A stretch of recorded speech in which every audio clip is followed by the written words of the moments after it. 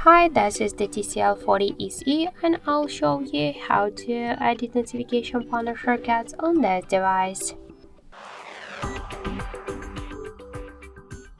So open first the control panel, and if you want to add here some options or remove some of them or just to change their positions, we should click here to this edit icon, and you'll see here this up and down section with invisible options.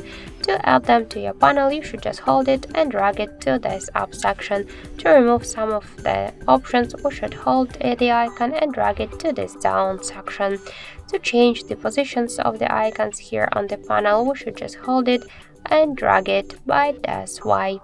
And to save the changes, click to go back. To reset all of the changes, click to the right upper corner.